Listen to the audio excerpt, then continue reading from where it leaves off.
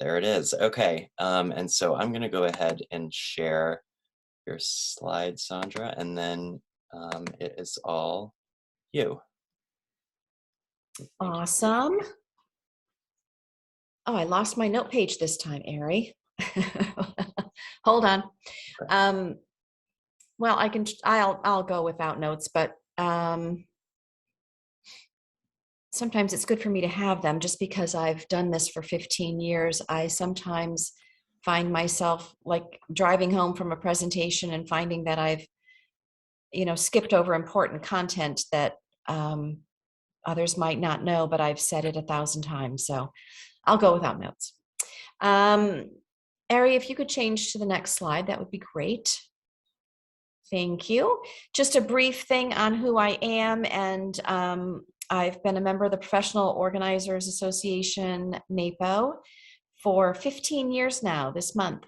And through them, I have done a lot of education and received several certificates of training, specializing in areas. I served on the NAPO board for Connecticut for 8 years, as president for 2 or 3 of those. And I also have been certified as a Feng Shui practitioner. But all of that can be found on my website, forpeaceofmind.biz. So we will jump in. And again, interrupt me if I've skipped over a point or been unclear about anything, or you just don't understand what I'm talking about.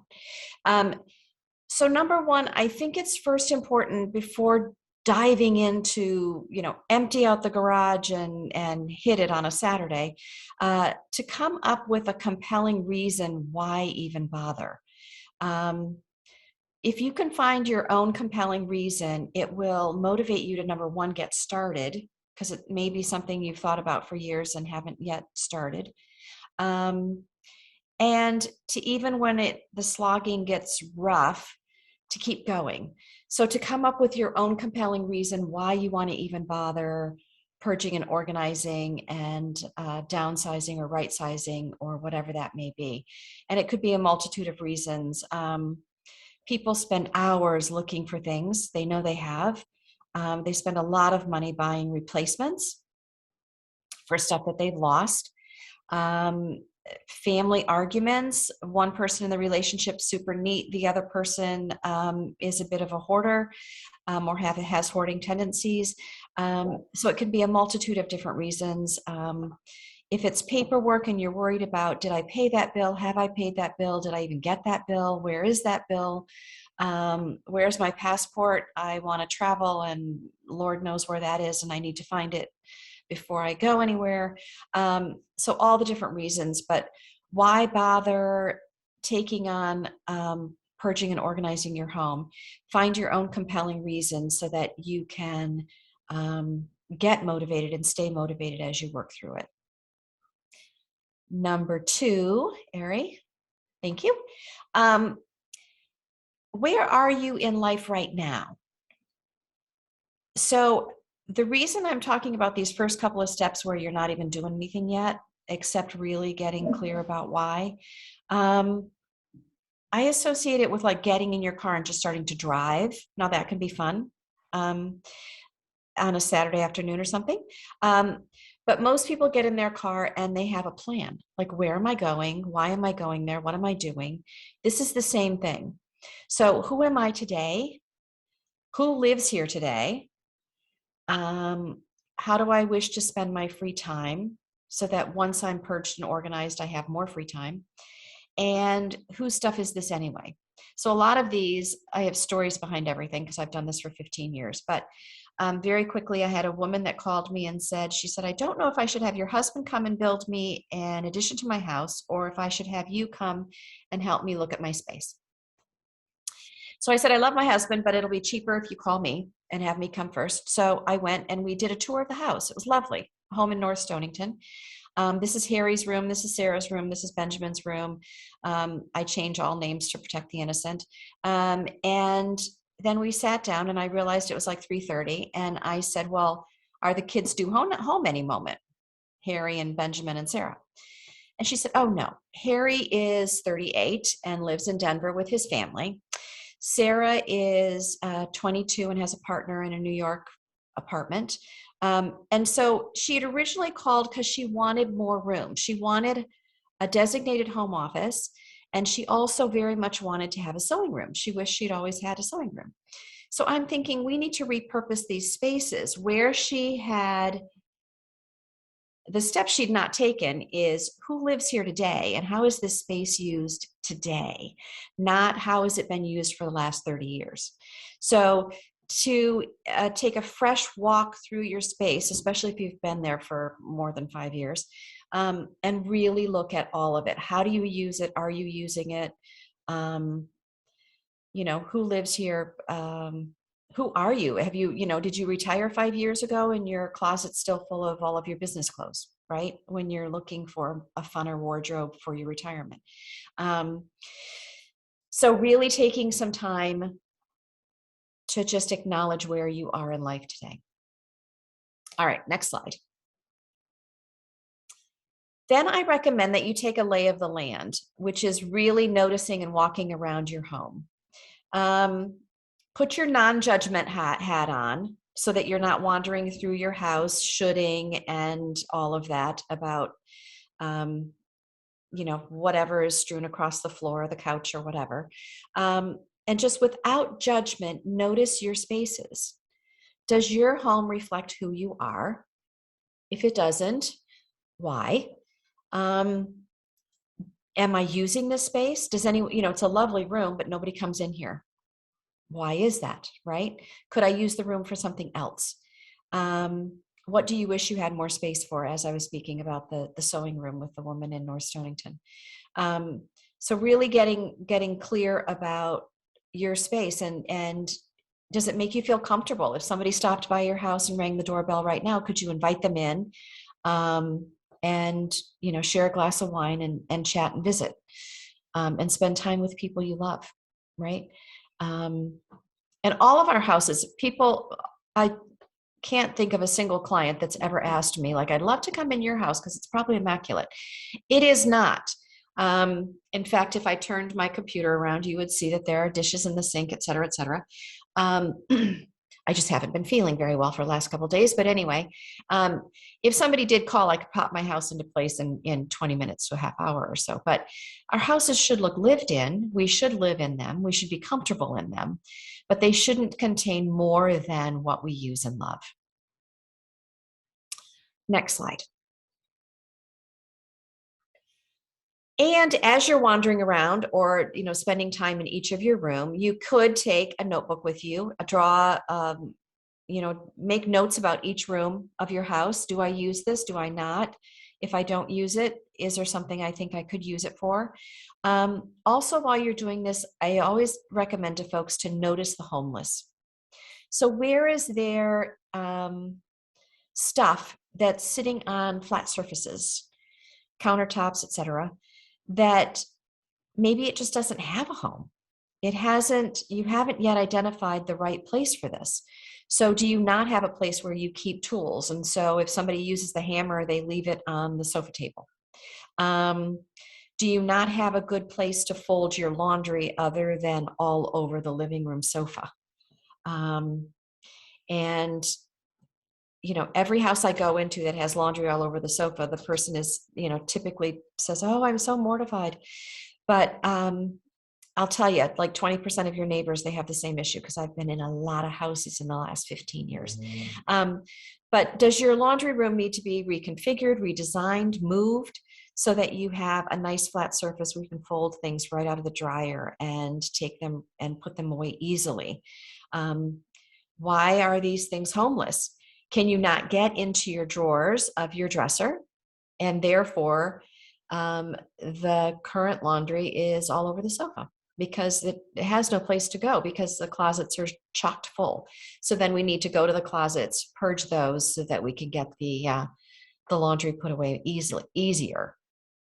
So noticing homeless, and in that process, creating zones. So where do I want my zone to be? Where will we put extra office supplies? Where do I want the kids to at least get their sporting equipment basically in this corner of the garage?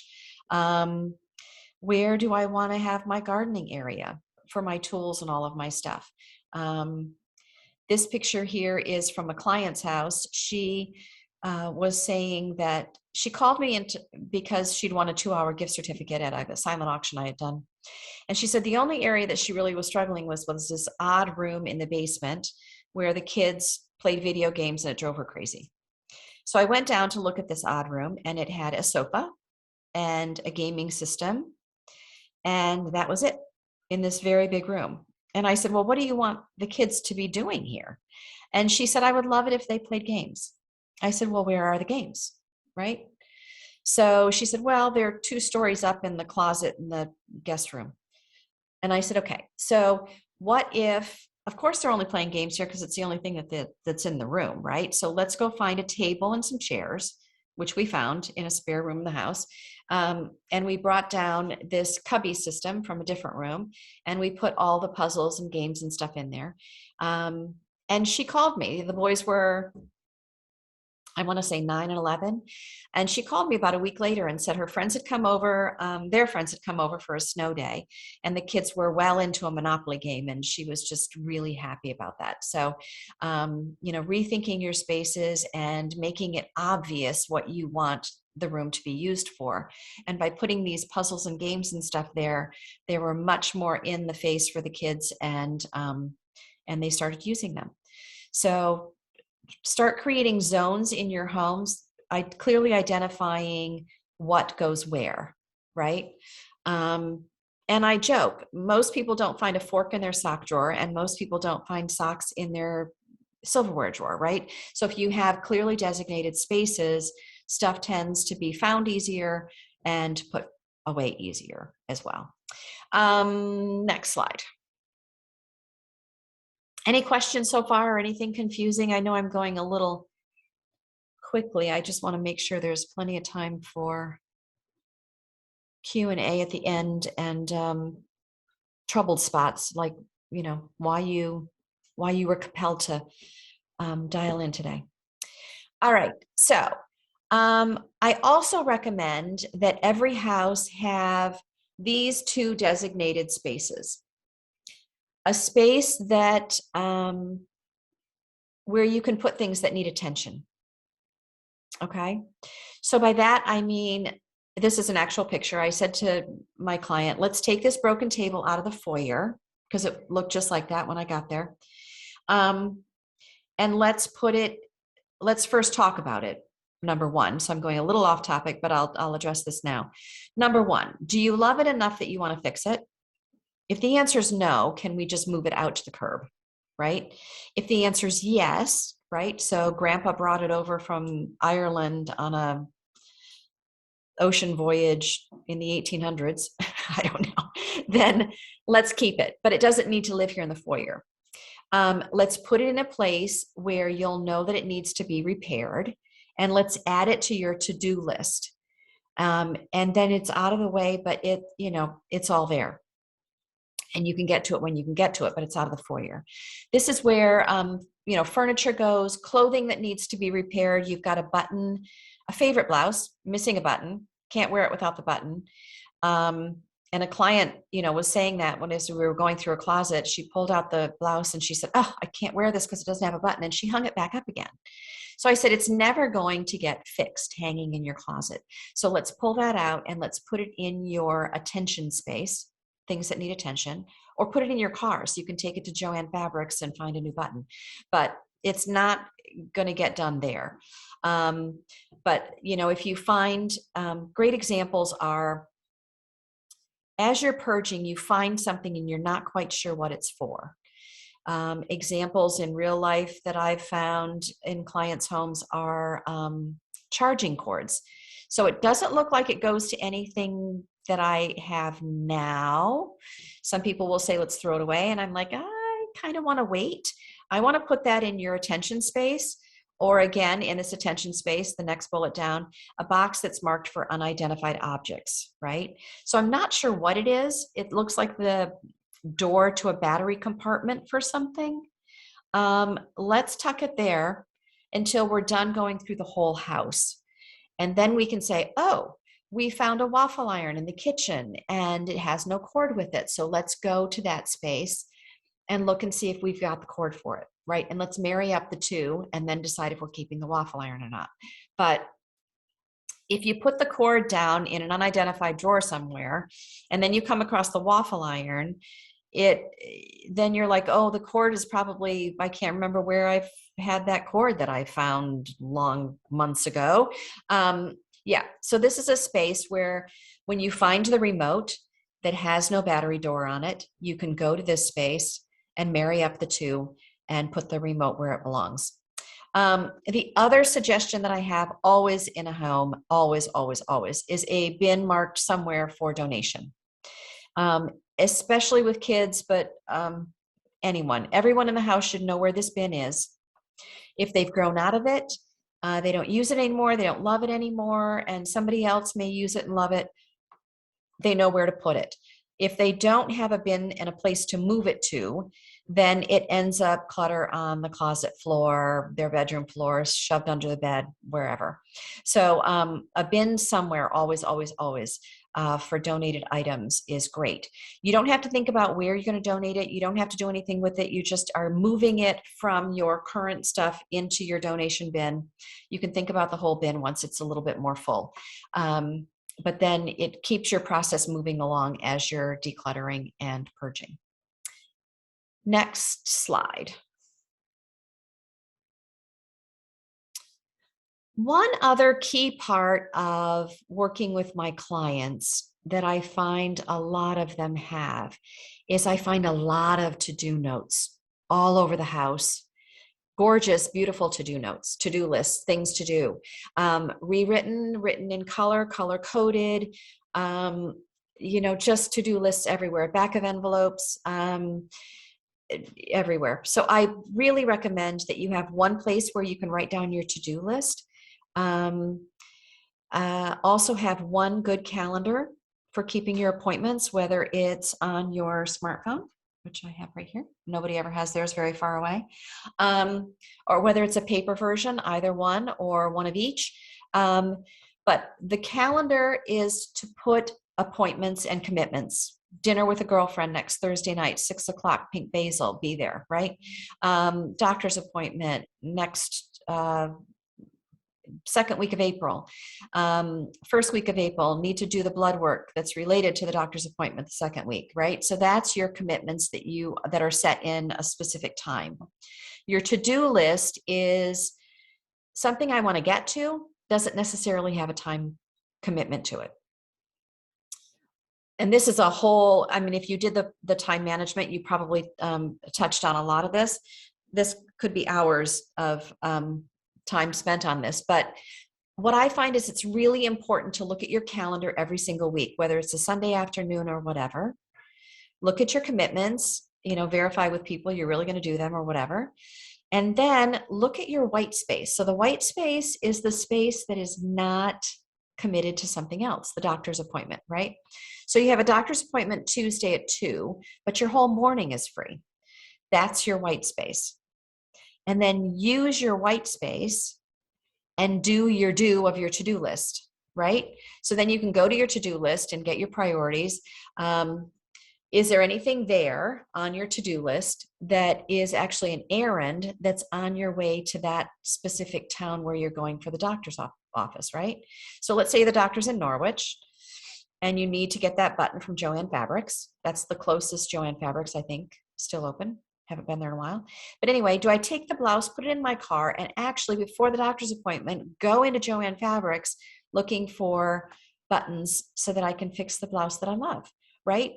So if you're putting together, looking at simultaneously your to-do list and your appointments, you can better utilize your time and utilize your white space to get at your to-do list rather than randomly filling it up with binge watching something fabulous, which a lot of us tend to do. So that's a way to find time to do your to-dos, is to marry those two things up. Next slide.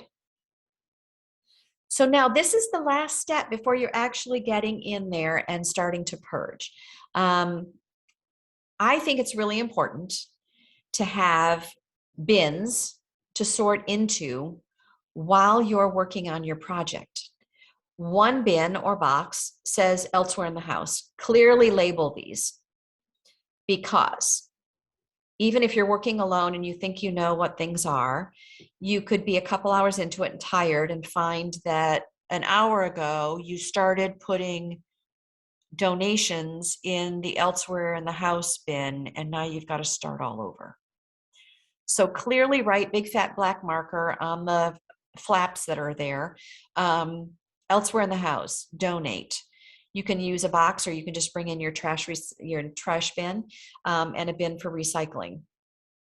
You may need a couple more boxes depending on what room you're attacking. You may need a smaller bin where you can put all of your photos and memorabilia and just set them aside. You may need a small bin also for paperwork. So when you're really diving into, let's say you want to really attack the den and every nook and cranny of the den, and that's your goal for this morning, you use these boxes. What I do with my clients that have a little ADD or tend to disappear on me, I actually put these boxes in the doorway so that they sort of can't get out of the room as we're sorting, right? So we start to sort and go through the room. We stay in one room, one closet, one shelf at a time until that's done. Then we work on a dresser drawer, one drawer at a time till each drawer is done, till that whole dresser is done.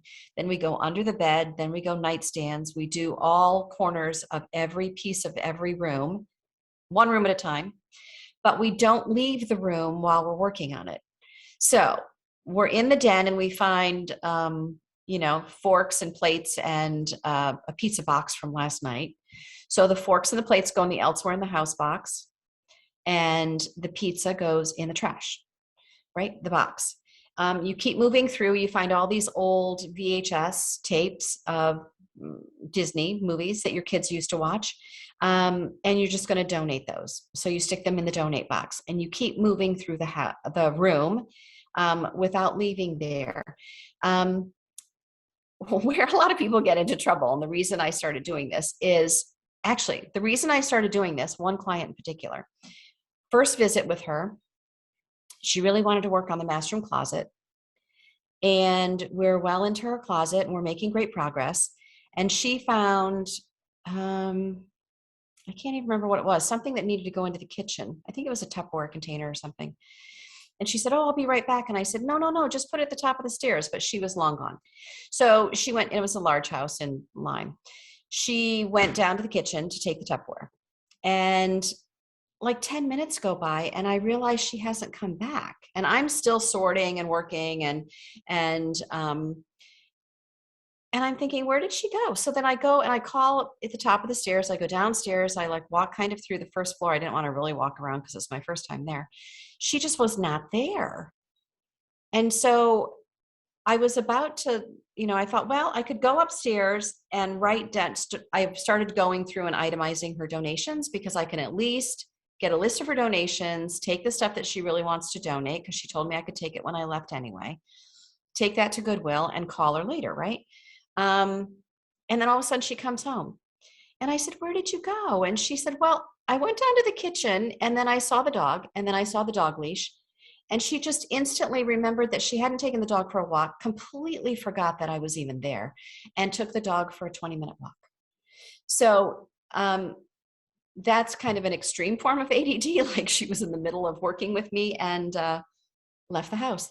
But so then, and that was early in doing this. And so I started doing this to help people kind of stay focused. And it really helps when you're working by yourself, because you can toss things from a distance, especially if you're working on clothes, donate, give to my daughter, whatever. You can toss it from a distance and just keep on moving and make some great progress as you're purging.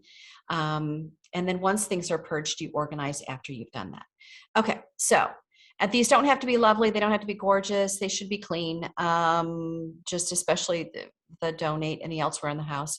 And then after, let's say you finish the den and you decide to stop for the day, then you would take that box elsewhere in the house and then take those things and put them where they belong elsewhere in the house.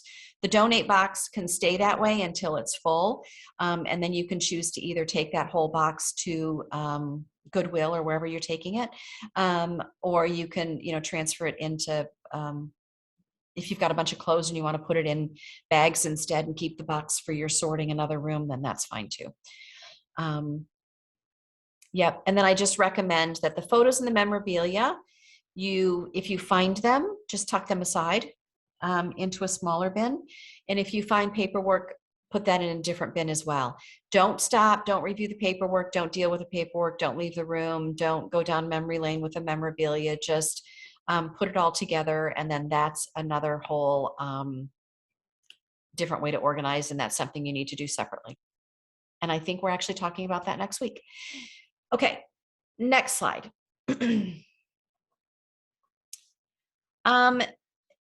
So it's really important to pay attention when you're in a space. Stand back, look up on the shelves, look at the top shelf, look at above the armoire, stand on a step stool and look up above, look under things.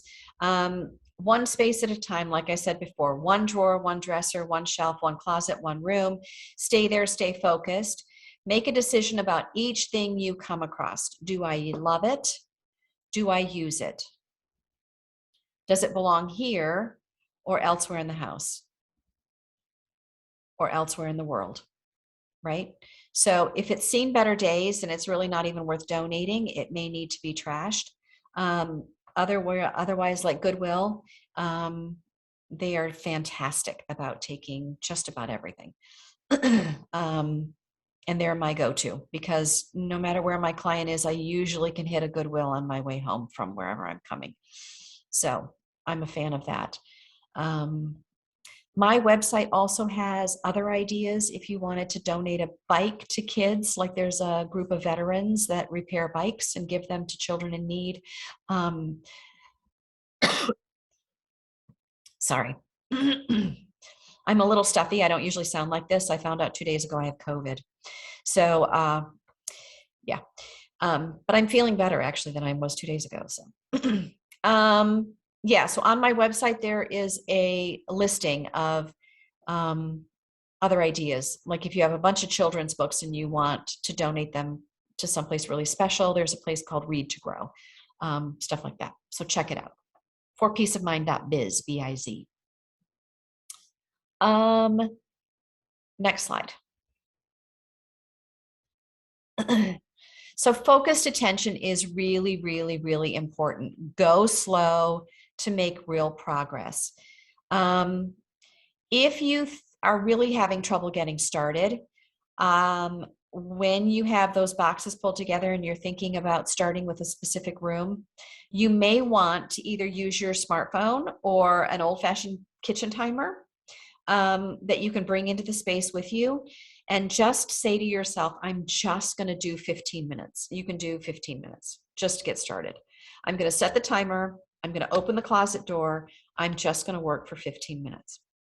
Now, when the timer goes off, if you're well on a roll and you're using your boxes appropriately and you're making good progress, then keep going. If you need to, set the timer again. If you don't, just keep going. What was I going to say? Oh, yeah. If you find when the timer goes off that you step back and you're like, oh, wow, I just like took everything off the hangers and like made a pile on the floor of stuff that I want to think about later, right? You haven't really made any decisions. You've just moved stuff from one place to another.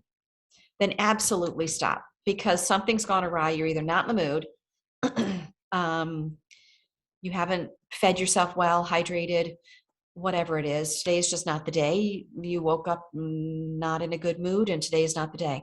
Try again a different day, but don't just keep shifting the stuff.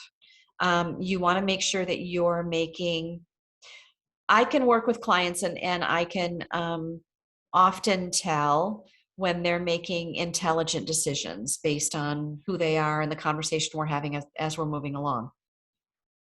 Sometimes a couple hours in, I'll be like, let's stop and talk about what's going on. because the decisions you're making right now are different than the decisions you were making an hour ago.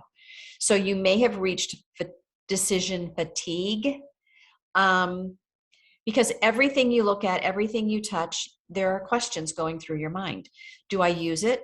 Do I love it? If yes, is the best place for it generally here? So it's closed, it goes in the closet, yes. Then I would hang it back up. You can organize the whole space after you're done deciding what's staying. But if it goes elsewhere in the house, then it goes in that box, right? If you don't use it and you don't love it, then why do you have it? I don't think that there should be anything in your home that you don't use or love. And if somebody wants to disagree with me, then let me know what that is. But yeah. Well, there's a whole other question about somebody else's stuff, right? That we can talk about in Q&A if you want to, but I'm just assuming this is your stuff and or your partner, whoever you're living with, right? Do I use it? Do I love it? So you're making a lot of decisions with every single thing you're coming across. And so if you find that you start getting decision fatigue about a half hour in, then you may want to use that timer for that specific purpose. Set it for a half hour and then see how you're feeling. Take a break, take a walk, call a friend, have some lunch, decide if you want to do another half hour in the afternoon or something. But decision fatigue is real. Because I've even had older clients, worked with 90-somethings. He sat in the living room while I went up the attic stairs, the pull-down kind, lugged boxes down, brought them down, put them in front of him, and then kind of separated stuff and then went back up for more stuff. And then he would go through the stuff that was there. And by the time I got back, he was then telling me, this goes in the trash, this goes to my kids if they want it. This is what I want to keep. And so then I would move that stuff into the appropriate pile, like garage or wherever. And, in 3 hours, I was running my butt off. At the end of the 3 hours, he was commenting to me about how he was exhausted. I was amazed. He was 94. He hung in there for 3 hours and we emptied the attic completely. It was great. He was completely motivated and great about the decisions he made. But he was exhausted because he sat in a chair and made all those decisions for 3 hours. So it can be really tiring. Also very important is to sort like with like, because then you can come from a place of plenty. So if we're going through a kitchen and you find a mug, if I'm working with a client, they'll be like, oh yeah, I drink a lot of coffee, so keep that mug. And then, we come across another mug. Oh yeah, I drink a lot of coffee, keep that mug. The idea is to bring out all the mugs and then put them on the counter and say, okay, you have 46 coffee mugs and you live alone. Real story. She was adorable. And so I said, can we designate this shelf in your cupboard to coffee mugs right above your coffee pot?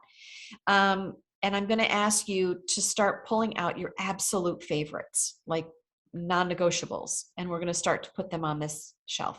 So when the shelf got full, there were still 30 mugs on the counter. And she said, but I can't let go. I don't use this, but I can't let go of it. And I said, well, tell me what it is. So, it was a mug from camp when she was a child or something. So now it's a coffee mug, but it's not a currently use it and love it coffee mug. It's more memorabilia, right? So it doesn't need to live with the coffee mugs in the kitchen because that's not how she's using it. And she ended up deciding to use a couple of them to sort some stuff on the top of her desktop. So she decided to use it as a pencil cup because then she would see it and it would make her smile, right? But it came out of the glob of coffee mugs because it was more of a memento. And I've had people, just put a coffee mug up on their bookshelf because it's something that it's just going to make them smile. And they just want to see it and it's not being used as a coffee mug. So, and then she was able to let go of, I think we ended up donating like 25 of the coffee mugs, but really standing back and noticing, putting like with like, coming from a place of plenty. If my dishwasher stopped working. How many mugs do I really need for coffee before I, make myself wash dishes, right? 7, I don't know, maybe less. People can probably get by with 2 or 3, but, really winnowing it down. The same is true of just about anything in your house, right? So you've had a number of kids, they've gone through a number of bike helmets, and so you've ended up with like 12 bike helmets in your garage, right? So you pull them all down. What is the current bike helmet that you're wearing? And can we let go of the rest? Jeans.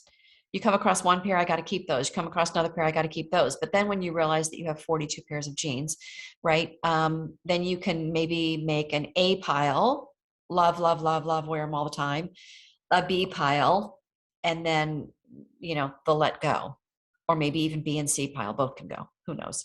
But to come from a place of plenty and looking at your whole collection of stuff, like things at one time, is great. Okay, that's number 9. Number 10. So this is more of my feng shui thing, but stickiness, clutter does have a stickiness. So a space that tends to have had clutter, like if let's say the hallway upstairs tends to be where all the dirty laundry tends to gather from all the bedrooms. I've seen a lot of that. I would recommend, hampers in each of the rooms, and we really clean and dust and mop the hallway floor, and clean it up and leave it that way. Put a lovely plant at the end, some pictures on the wall, so that it's not a dumping ground.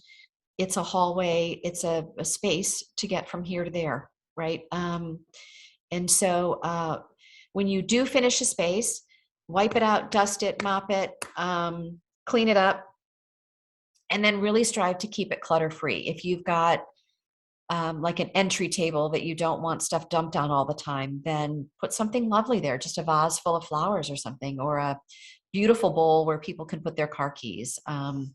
But it's not a flat surface and a dumping ground for everyone and everything. Really key, watch yourself every time you're thinking, I'm just going to set this here for now. And take the extra minute that it actually takes to put something away when you've cleared a space. So the den is all lovely and done, right? And then after the pizza at the end of the day, after the kids have had a bunch of friends over, before they go to bed, it's important for them to go in and kind of clear out that space, and so that the dirty socks and the shoes and all of that stuff is picked up and gathered and put where it belongs, laundry or wherever it goes. Because once stuff starts to pile up, then more piles on top of it, and then it just kind of is a slippery slope from there. So once a space is organized, purged, organized, and lovely, keep it that way. And if your t-shirt drawer starts to get cluttered again, pull out the t-shirts, find a couple that you don't wear anymore, put them in your donate bin, which is something you're going to have in your home now. And then it's much easier to just open the drawer and put away your clean laundry when it's time to do so. All right. Questions. Sticky spots.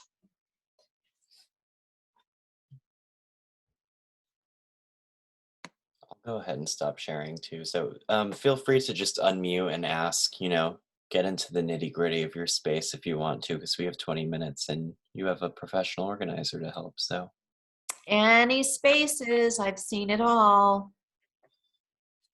I was going to ask you, Sandra, for this is like a personal one. For small spaces, what are some like organization tricks, Challenge. or tips, or anything?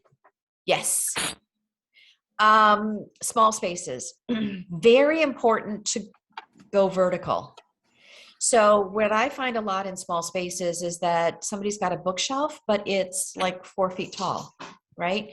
So why don't we go 8 foot, right? It doesn't have to all be books, but it could be bins of office supplies. It could be overflow pantry in a bin. But if you can use your vertical spaces, that's really, really key. Back of doorways, They have some items that you can hang on the door that have like pockets in them. You can use on the back of closet doors, etc. In like under your sink, there are things you can use to actually put your foils and wax paper and that type of thing like vertically inside the door of the cabinet. Things that serve two purposes, like a stuffed ottoman to put your feet on in front of the couch, but it opens and can have like files and paperwork inside of it, which is one thing I did with a woman one time. She insisted on paying her bills in the living room, even though she had a home office. And so I got a crate that actually fit inside of her ottoman. We found an ottoman that a crate would fit inside of. And then she had hanging files inside her ottoman. So she could just open it, pay her bills, close it, and finish watching TV. So really making sense of, oh, I just got thrown off. I saw George Shaw. I was just reading a book about George Bernard Shaw. Sorry, threw me off. So did that help you, Ari? Yeah, it does. Thank you. So multi-purpose stuff. Yeah. And I'm seeing from Karen, we have a question. Any tips about managing mail on a daily basis? Yes. Paper is another whole fun thing. Highly recommend that whether you get the mail at the post office or you get it at your mailbox, that between the mailbox and your door, the threshold of your home, you actually spend that time sorting the mail. Like if I get my mail in my mailbox and I drive up my driveway and I go in my garage, I will often sit in my car, open the envelopes and separate out, recycle from what needs to go in the house. Right? And I pay my bills online. So the only thing that comes in the house is the actual bill. The envelopes, all the rest of that stuff, I stop between my car and the house and put it in the recycle bin. So only what is worthy comes across my threshold, which sounds a little annoying, but it's big because there's a lot of crap in our mail. You can also take your time at some point, like pile up your mail for a week, and you can do this. So you can have a place to put your mail, put it one in an inbox somewhere, right? Not the kitchen counter. I usually recommend that there's a home office, even if it's a corner of a living room. All the mail and all the paperwork goes in one place. Paper should not be allowed to wander all over the house. The houses I've seen with paper everywhere, unbelievable. So paper should go one place. And you can just go through it once a week, like on Saturday morning, if you wish. Sit down with your cup of coffee and a letter opener and your recycle bin and your shredder and go through all of your mail once a week. And that's actually a really efficient use of time because you're doing it very quickly all at once, coming from a place of plenty, knowing that most of it can go away. And then I recommend that then the mail goes either into a separate bin or gets divided up, right? So this is a bill that needs to be paid. This is an action. Let's say you get an invitation to a wedding. And you want to think about it for a minute, right? So that goes separate from the bills.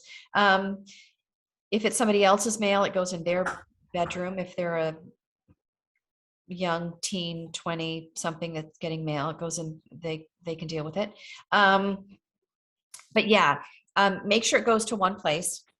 Also, if you do set your mail aside and you're going through it, what you can do is take some of that mail and put it aside until you have like a month's worth. And then you can go online and there are websites that you can go to get off of mailing lists.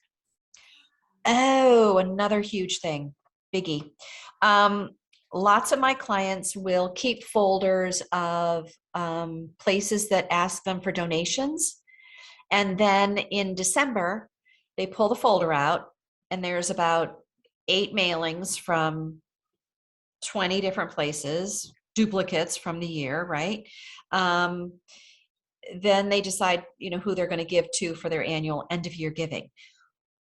I recommend that you find 1 or 2 places that you absolutely adore and you've researched and you know that their money is going to good causes, and give the bulk of your money.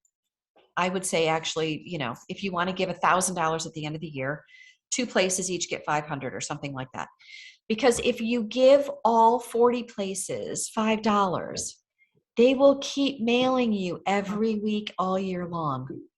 So one way to reduce that is to just not, I know that sounds awful, but to pick your favorites, give chunks to the big ones, and don't give $5 to everybody that asks, because you will get a lot of mail if you do that. I hope that helped in some way. Paper and mail is another whole couple hours. But did you have a specific question about mail that I didn't cover? Karen may write in response to that in the chat.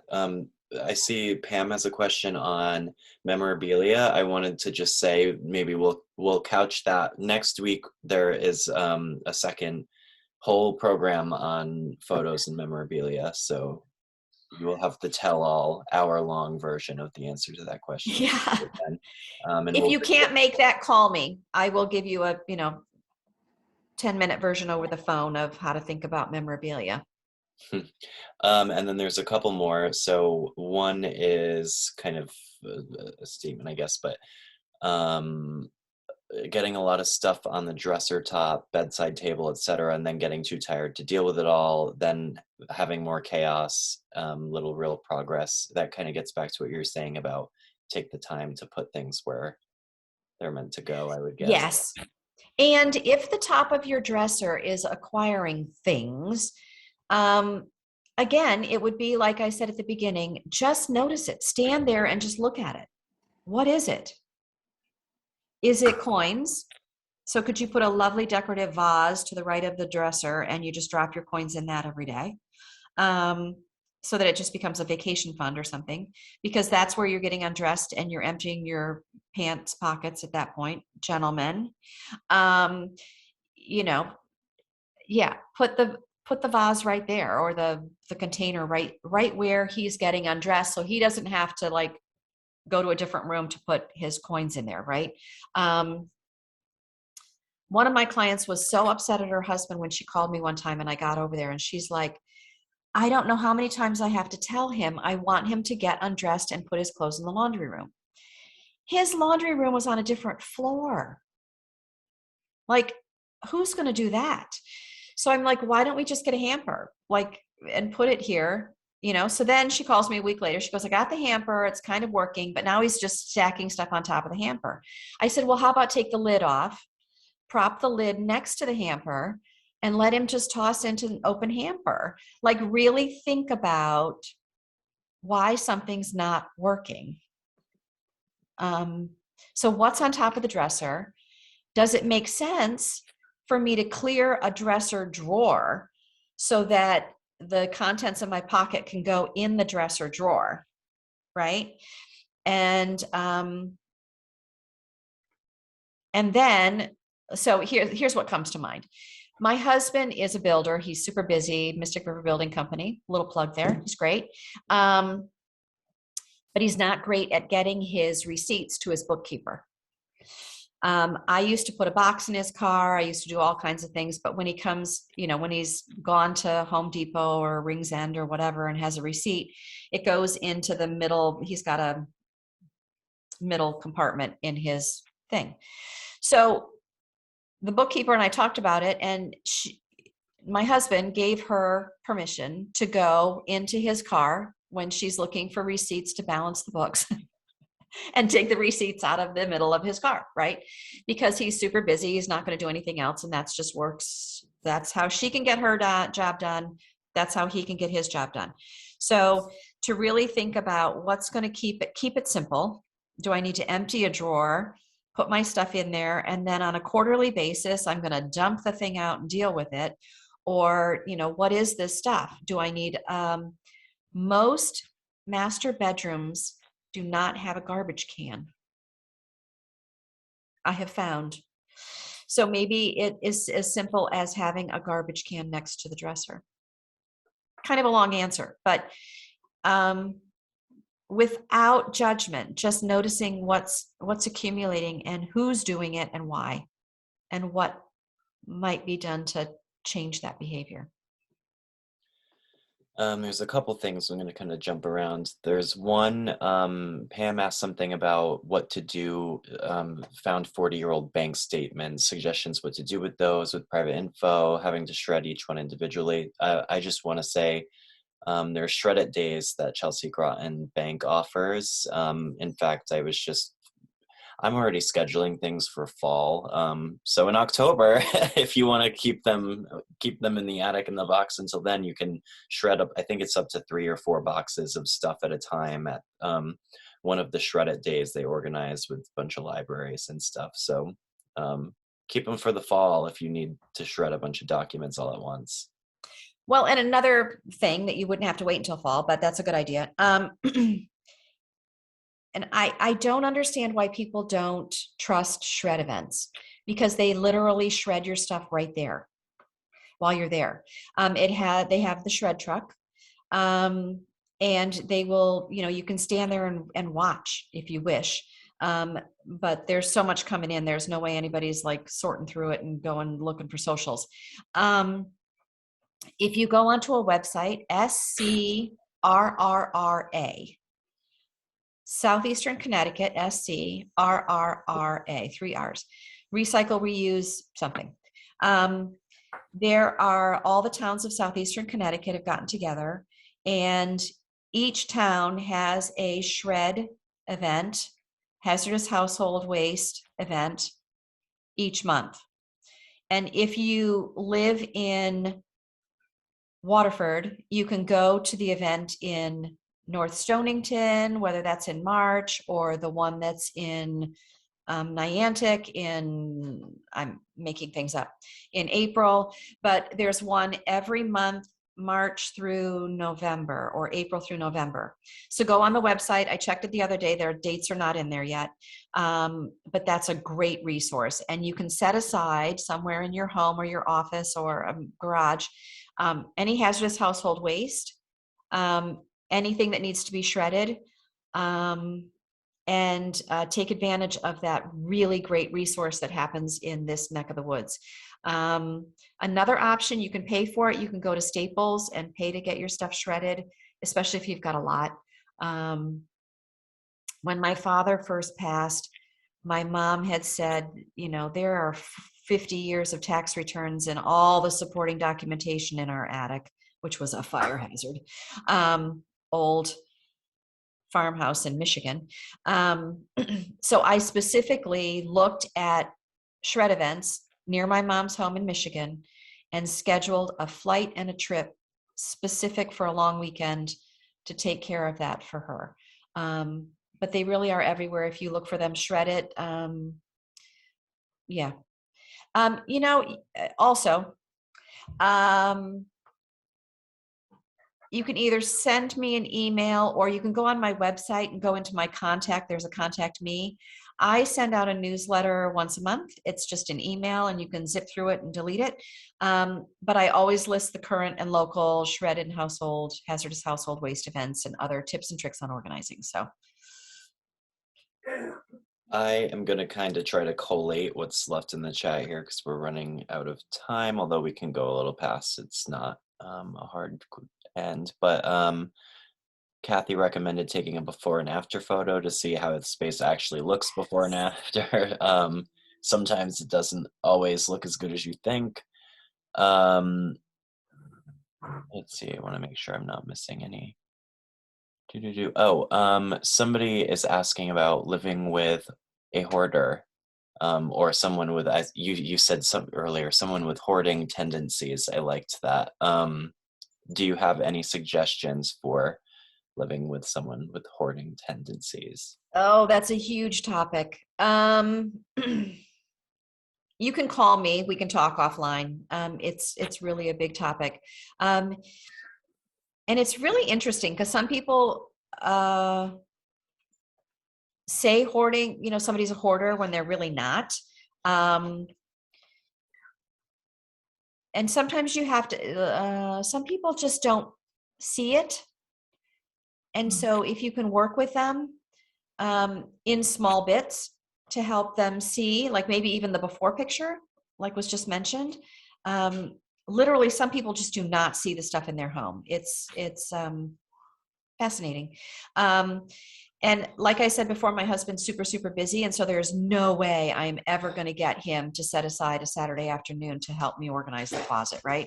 So what I tend to do oh, I'm sorry, my dog found his pig. If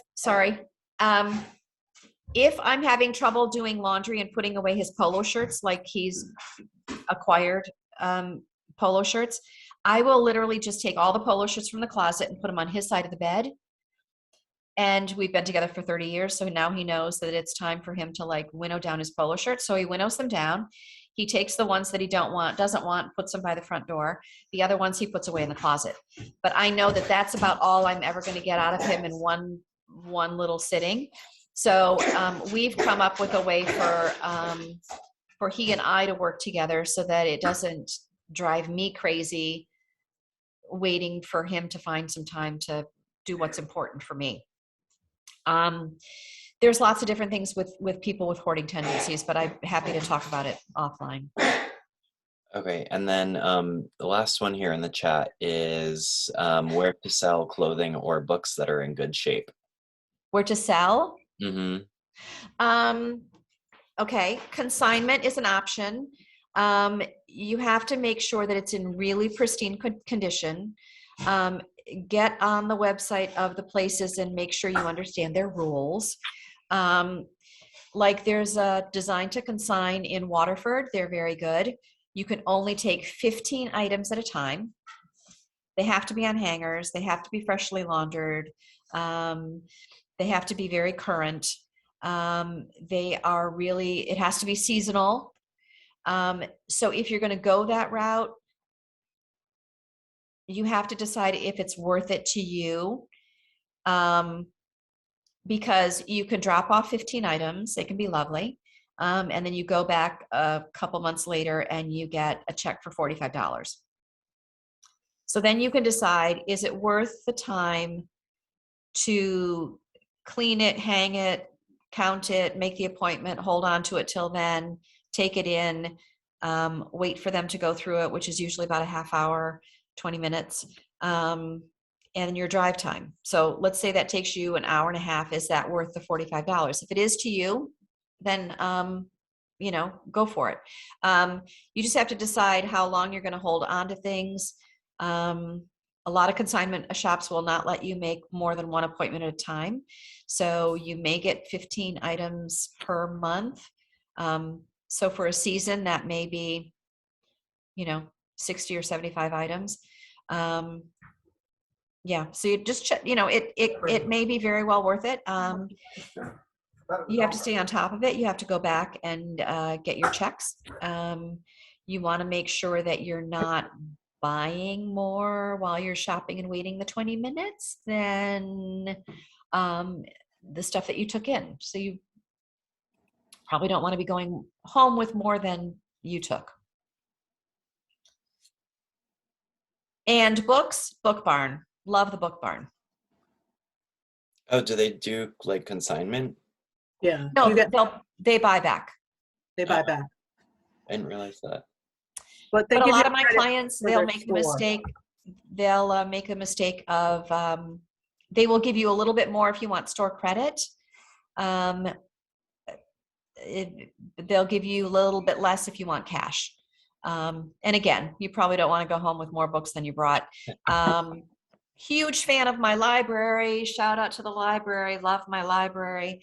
Then I don't have to worry about all that clutter. It just comes and goes, and I enjoy books anyway. I was going to say. Can I ask a quick question? Yes, Sherry, I saw you. Do you have any suggestions for like donating old electronics that might have stuff on it, how do you clear everything off it so your name or nothing is on there that somebody could get and still donate it? I would recommend that you contact Best Buy Okay. and talk to their squad, or even Staples. I know Best Buy will recycle stuff, and you can ask them to wipe it clean before they do so, and you drop it off.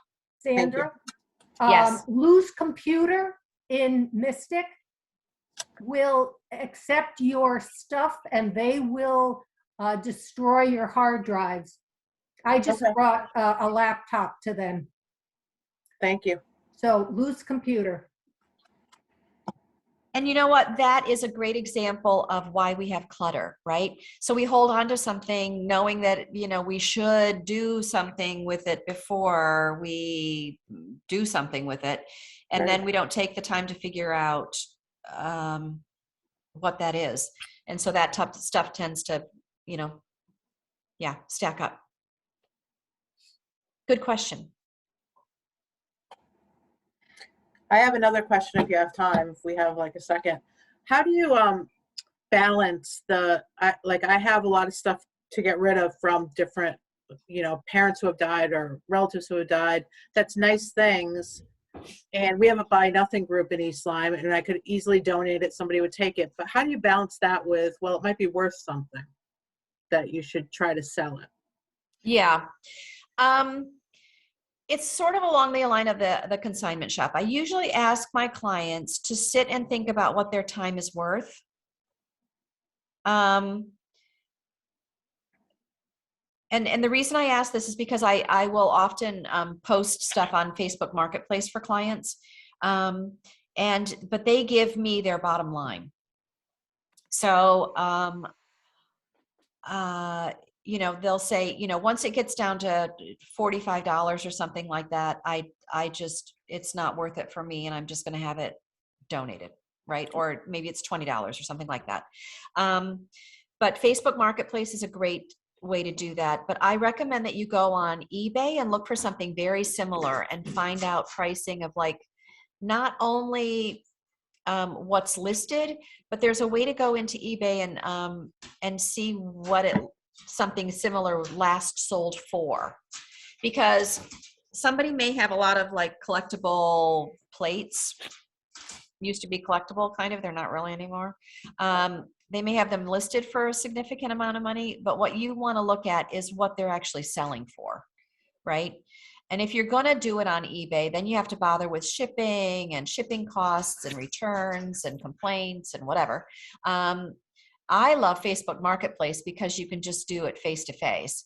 And I often will meet somebody either in the police station parking lot, which, you know, seems super safe, or like a parking lot that doesn't tend to have a lot of cars in it, where it's easy to see, you know, there's people around, but it's easy to see that this person's like sitting there waiting for you. And then it kind of looks like a little bit of a drug deal in the parking lot, but you know, you can do artwork and all kinds of things. If it's a big item, I've sold personally, like ping pong tables and sailboats and stuff like that. When the person says they're really interested in coming, we set a time and date, and then I will actually put the large item in my driveway. Sometimes I'll actually even lock up the whole house and sit out on the front porch. If the person asks to use your restroom, don't let them. Tell them where the closest one is, send them on their way.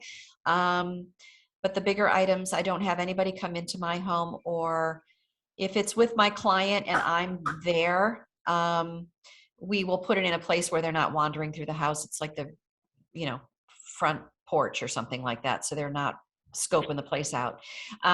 I literally have never had any trouble. You know, I've had people no show, but I tend to try to really confirm right beforehand, like, I'm on my way, I'll be there in 10 minutes, you know, and you can usually tell on Facebook Marketplace the people that are not legit. You get a feel for it. But to find your bottom line first, and then find out what other people are selling it for. If you're going to use Facebook Marketplace and you think something's worth $120, start there. But what I recommend is then every week, pick a day, note it on your calendar. Like every Saturday, you go into Facebook Marketplace and lower it $5. It brings it back up to the top of the listing. And you'll just keep winnowing it down until it, somebody finds that's the value they want for it, and they'll make the deal with you. If it gets down to below your threshold, then donate it. Thank But you that's don't want to great. make, you really don't want to make a career out of doing it, right? Yeah. Put an end time to it. So if these things have not sold by Memorial Day, or Independence Day, then I will free myself of them and donate them. Yeah, don't hold on to them forever. Thank you. Okay, so if there are any other questions, Sandra, you had mentioned that folks are able to call with questions or maybe email. I did CC Sandra on the invite today, so her email is there, and I send out a follow-up with a survey of how your experience with the program, and I'll include her website and email again on that if you need it. And again, if you haven't already registered, next week is the program on photos and memorabilia, which is another big topic. So, and I'm quarantined for the next 5 days, so call me. I'm glad you're feeling better, though. Thank you. Scary. And thank you for tonight. This was really great, really informative. It's fun. Last week with Ron, the stories that you have as a professional organizer are very entertaining to me personally. I don't know if anyone else feels the same way, but yeah, I've I always love thought, the I've stories. considered writing a book, and it's more not how to organize, but just the fun stories with clients. yeah. Yeah, I love the stories too. It was great. I usually Thank tell a lot more stories, but trying to fit it all into 45 minutes is a little hard.